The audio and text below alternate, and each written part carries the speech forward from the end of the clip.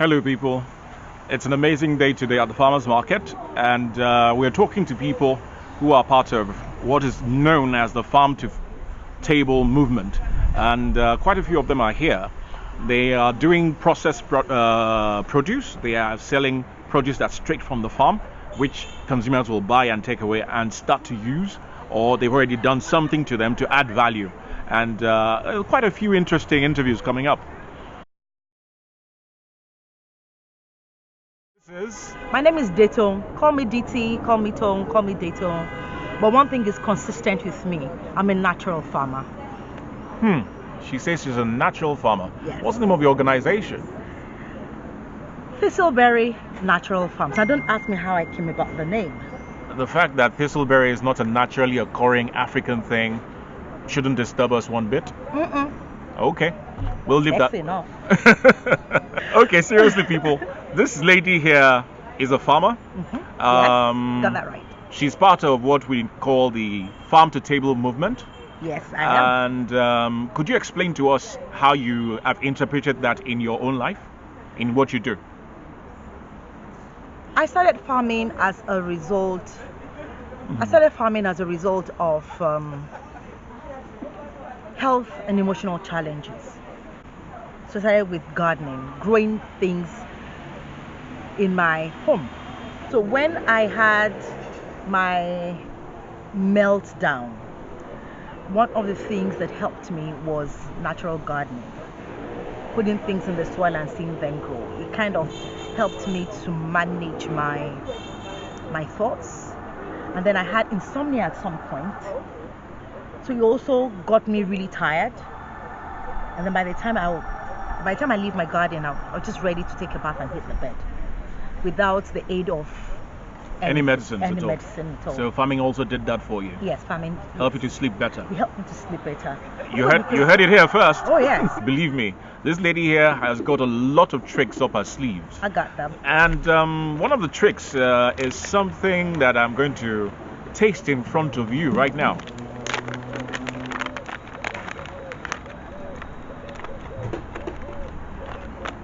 My mouth is watering.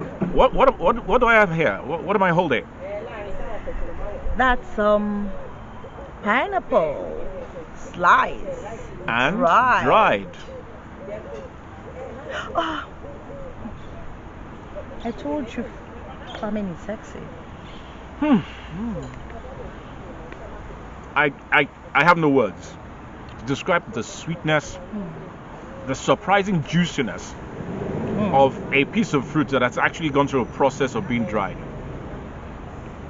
So tell us about what you actually plant, what you bring to market, and what you do to it. So, prior to my farming, I think I should go back that way. Prior to my owning of my own farm, I am within the space of agribusiness, supporting smallholder farmers to access the market, specializing in fresh produce. And of course, everybody knows how frustrating it can be for you to have fresh vegetables, fresh fruits. It's not getting to the market on time, or it's getting to the market and it's not Fresh. it's not fresh anymore. So what happens to it? But there's no, I woke up one day and I thought to myself, how do you give value when you don't have a laboratory? So my Okay. farm became my laboratory, Okay. where we would plant, harvest, and then go through every pain that an average smallholder farmer goes through in Nigeria. So when we harvest, what's the next thing? You take it to the market. What if you don't have a market? Typical of a Nigerian, of a smallholder farmer. You don't know where to take it to. You've just planted because my neighbor planted. So I would get it back into my facility, and I became a researcher, and then think up products, value addition to this product that would make it last longer and give it a higher value. Of course, shelf life is very important. And I came up with all sorts of products. Right now we have knocking about 27 products. Wow. from my farm. And these are products that you've added value to. Added value to. So one of them is pineapple. In the local market, you see a lot of waste. And not everybody also, convenience food, not everybody likes, okay, buy a whole pineapple, cut it, core it, half of it goes to waste. However, what we do is we invested in dehydrators. So we use dehydrators. We don't sun dry, we don't oven bake the pineapples. It just goes, as we cut it, it goes straight into the dehydrator, gets dehydrator at a specific temperature. So it's not just dehydrating, it's not just heating up. There's a specific temperature that it has to be at so that it can retain, lock in all the flavor and the moisture. This pineapple was dried and the moisture content is 15%. Amazing. And it's still able to retain its sweetness. Yes. So it's just only water that was removed from it. So it's almost as if the flavor, the sweetness is concentrated. Yes. So it's concentrated sugar. Concentrated, sweetness. And of course, the variety, natural sugar.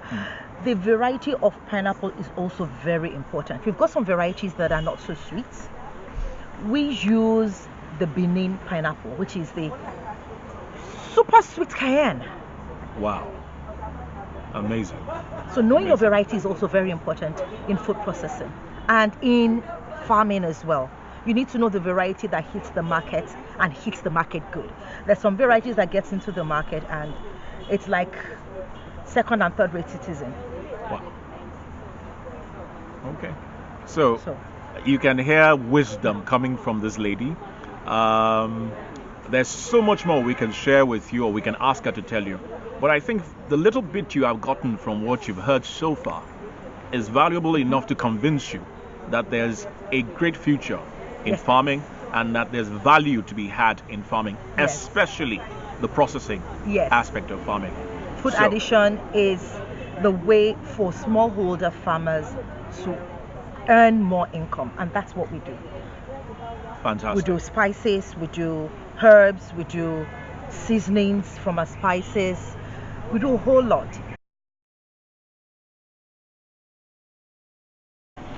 Hello people, we're back again with the farm to table movement, and I have with me Adefolake Kasim Kuku of Nature's Zest Ventures.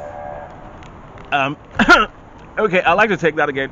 Adefolake Kasim Kuku of Nature's Zest Ventures. Yes. Who is Nature's Zest Ventures? Nature's Zest Ventures is a 100% natural dried fruit company. 100% natural dried fruit company. Yes. Okay, so what I do is I collect fruits and vegetables from farmers, and sometimes I go to the local market and buy my products, natural, 100% natural products produced in Nigeria, and I dry them. I put them in a dehydrator and dry them. Nothing is added. It's 100% natural. I don't put sugar, I don't put chemicals, I don't put additives. And I dry them naturally and I package them and sell to the consumer. So indeed, you're part of what we refer to as the value chain from farm to table. Exactly. So you're actually just one step from the farm to the table, to the consumer. Exactly, yeah.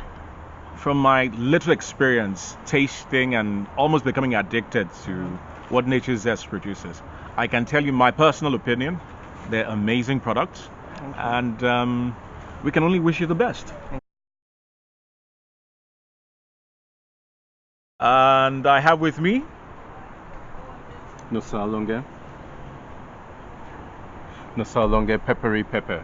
Peppery pepper. Yeah. First of all, that sounds like a jam already. Peppery pepper.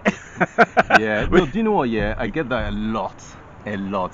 Seriously? I get that a lot. It's a jam already. Peppery pepper. I get that a lot. So Seriously. tell us, obviously from the name, it means that you're going to be using Pepin, what you do. What do you do? Yeah, so basically the aim is to be a brand of pepper. You know, the first brand, Nigerian brand of pepper, different types of peppers. So at the moment we have suya pepper, and we have chili pepper, garlic, and ginger mixed together. And in the pipeline is Cameroon pepper coming out, and pepper soup mix, you know. That one too is coming out. So basically, the aim is for, you know, anybody who thinks pepper, they think peppery, different types of pepper, you know. Think pepper, think peppery. Exactly. Peppery pepper. Yeah. So Margot, welcome to the show. Thank you. Thank you for having me. Tell us what you do. Okay, so I refer to myself as a wellness companion. I'm not a doctor, I'm not a nutritionist. I am just someone who helps people on the journey to living a healthier life. And I promote local healthy foods that are indigenous to Nigeria and that are of immense nutritional benefits. Okay. One of the things that I came across, which I'm still trying to get you to recreate, is a drink called kombucha. Yeah. And what plans do you have to reintroduce that? Plans are on, lots of plans. Yes, I'm going to reintroduce kombucha. We are going to improve, we want to do more flavors. Kombucha is actually a drink made from fermented tea. It's fermented in a particular culture, and it is rich in probiotics and many other things. It's actually which are good for you. Yes, it's actually an ancient Asian recipe. Yes. Okay. So to say. So we're waiting for that. Yeah, we're going to reintroduce. We're improving it, and we hope to do it with flavors, with fruit flavors. Excellent. Yes. Excellent. So now, what do you have that is? Because I know what you have is not the usual. So tell us about what you have. So we'll start with this very first one. Okay. I am holding up fonio, Yes. also known as acha. So tell us about fonio. Yes, also known as hungry rice. Although we don't like that name. We don't like that name. Yeah, so fonio is actually Africa's oldest grain, and it is a gluten-free grain. It grows in the highlands, on the highlands here in Nigeria. So it's native to Nigeria? Yes, it's native to Nigeria and some other parts of Africa. It's gluten-free. It is high in fiber. It has a low glycemic index, so it doesn't spike your blood sugar, although it's a grain. For a grain, it's quite rich in protein, and it's rich in minerals and vitamins, and it's just that sort of food that is safe for everybody, from the 6-month-old infant to the old man. Fantastic. In his 90s. Fantastic. And this is finger millet. Okay. Tell us about finger millet. Finger millet is also a gluten-free grain and grows on the highlands as well. It's a variety of millets, but it is particularly good for pregnant women, nursing mothers, and it's a great first food for babies. Oh wow. Because it's a super grain. It's a superfood, and it has 80% of the micro and macronutrients that the body needs. So it's actually also been used to treat diabetes for a long time. Oh wow. So for people who have blood sugar level problems, those who have cholesterol problems, finger millet is a go-to. Fantastic. Really is, yeah. Fantastic. We have one that I'm a bit curious about here. This is baobab powder. Yeah, baobab, boobab.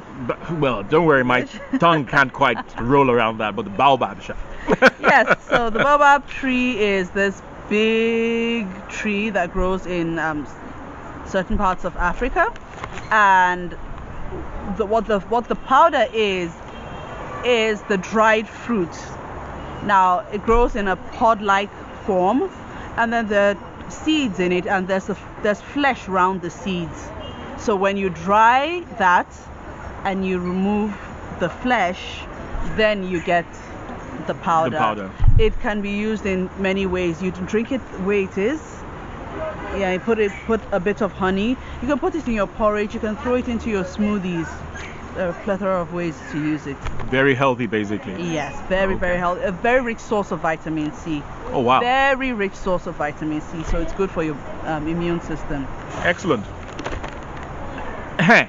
What is this one? Oh? Kuli kuli. Kuli kuli. Well, if you don't know what kuli kuli is, we're not going to tell you on this program. Just know that hers is amazing. Yep, it's to die for. And last but not the least, this one will probably be new to many of you. Toasted bambara nuts. What are they? Okay, so bambara nut is okpa. If you know what the okpa food is, which is something that's made like moi moi, but it's got its own texture, its own flavor. The bambara nut is the seed that is used to make okpa. that, yes. So what we have here is the seed, toasted and slightly salted, so you can have it as a snack on its own.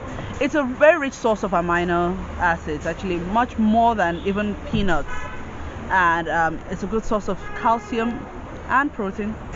It's actually even an antioxidant. Oh wow. Yeah. All those benefits. Yes. I mean, look at what's going on in Nigeria. All these things are locally available, and most of us don't know about them. That's why we're here, Alakok Healthies to the rescue. And this time I have with me, Tomi Sinario. what does Tomi Sinario do? Well, I help people eat responsibly by infusing herbs in honey, infusing herbs in sea salts, and herbal teas as well.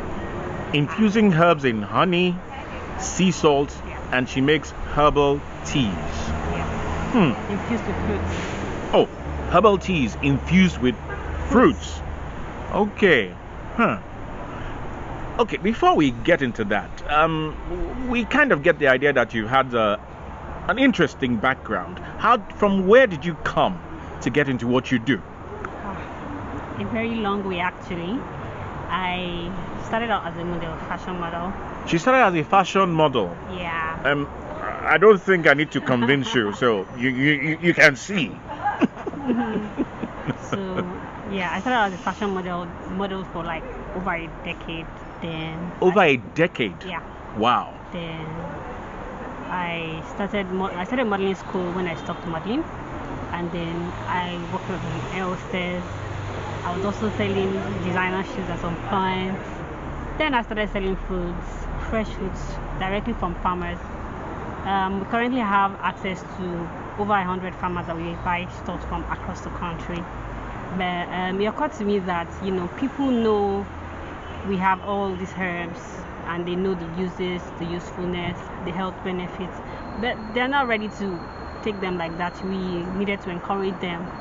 So that's how I started infusing herbs in the honey, as well as the sea salts, infusing them in herbs, and rest is history.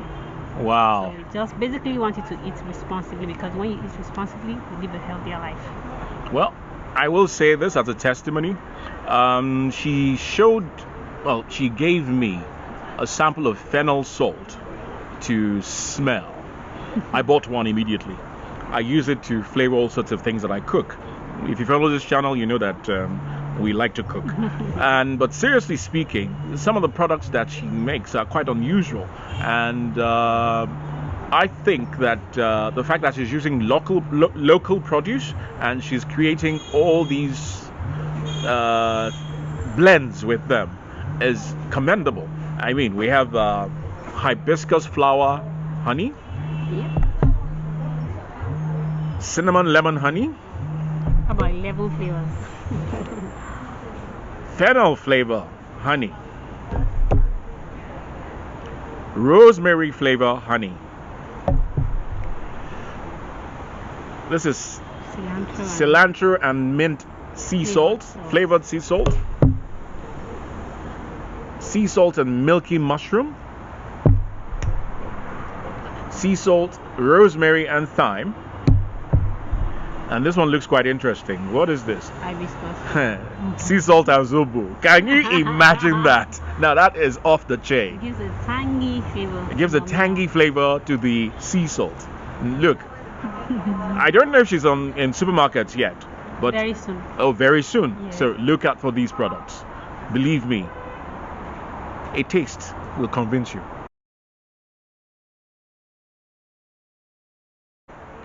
I have with me here Ita. Don't worry about our surname. If we tell you a surname, our husband will look for everybody and kill them. So there's no need to go there. But what Ita does is that she creates products that she enjoys creating. And one of those products is a type of honey that's got honeycomb pieces in them. There you go. There you go. Honeycomb pieces in them. I mean, this has got honeycomb pieces inside. Inside. So seriously though. Okay, all right. All right, okay. Tell us how you came to where you are. So, about 3 years ago, the most wonderful thing happened to me. I had my daughter. And it's really interesting because you never know what kind of mom you're going to be until you just, I don't know, you start becoming a mom. I was and I still am, very particular about what she eats and where it comes from. I think that's one of the reasons I gravitated. And when I was pregnant, oh my God, one of my favorite things to do was going to the farmer's market. Loved going to the farmer's market. And so when I had her, I was very clear that I wanted her to eat healthy. I wanted her to eat well because I understood what that meant to her growth and development. Fantastic. And I was very clear that sugar was a no-go on her menu. And that's actually helped me as well, by the way. So I started looking for a healthy alternative to sweeteners and something I could get easily. Because you know how things are here. 1 minute you can get it. If it's imported, 1 minute you can get it. The next minute you're like, oh my God. And then you start calling everybody. Are you traveling? Are you coming down? Please can you? Yeah. So I didn't want to do that. And then, you know, it was like, it was a no-brainer. Honey, in my search, because it really ended up turning into a search, a quest even. In my search for pure honey, I first realized that don't really have good honey in Nigeria. A lot of people mix their honeys, unfortunately. So that was a discovery. And then, okay, fine. How do you get good honey? It was my mom that actually helped get the first batch of good honey. And the rest is almost history. I knew I needed to go into it properly. So we've got a few hives, but that's not really where the bulk of the honey is coming from. We're still having to source from the bushes, Okay. Which is getting a bit trickier now. And all about that. Yeah, so when I got the first batch of honey, and this is when the idea hit me.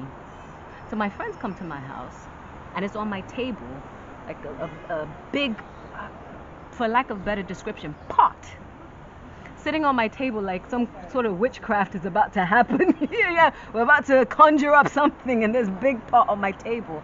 But when you open it, you just see like lots of honeycombs, and you're like, is this real honey? I was like, yeah. Where'd you get this? And one of them brought out money and took some. Oh wow. And didn't pay me for that one. Said, look, when you're ordering again, give me. And I don't know if it's because I'm married to an Igbo man. I don't know, but this light bulb just went off. My Igbo brethren, did you hear that? This light bulb just went off. Wait, honey? Money. Honey, give me some money. This could be a business. So, we went ahead, got some more honey. Took a while to get some more honey. I waited, but when I did get it, I just bought some local bottles, just random bottles, and I put it in, and I called up a few friends. I was like, hey, look, I've got some pure honey if you're interested, apart from the person that gave me money. I was like, if you're interested. And right then and there, yeah, give me 5, give me 6, give me 10. I was like, Ding! Oh no, sorry. Cha-ching! cha-ching! That's it. Yes. It now took a long time to get a NAFDAC number, but we got one. And yeah, I named it after my daughter, Barry's Bees. Barry's Bees. Yes. There you go. Look out for Barry's Bees. Yes, and we're in a few supermarkets, but we're here every Saturday, and I love this place. place, by the way. At the farmers market I every love Saturday. the farmers market. That's where we're having this interview today. You meet loads of people, and there's just and the people here that bring their own stuff. I mean, I think I end up spending all the money that I make here on buying other people's stuff. No, because the stuff is quality stuff. Oh, wow. And I know the people that are here, so, and I trust them. We are as going to well. have to charge No, the farmers serious. market for this particular No, piece I'm of very marketing. serious. No, honestly. I trust them. I can talk to them. They tell me where it's from, how they do it. So I end up actually doing my shopping here as well.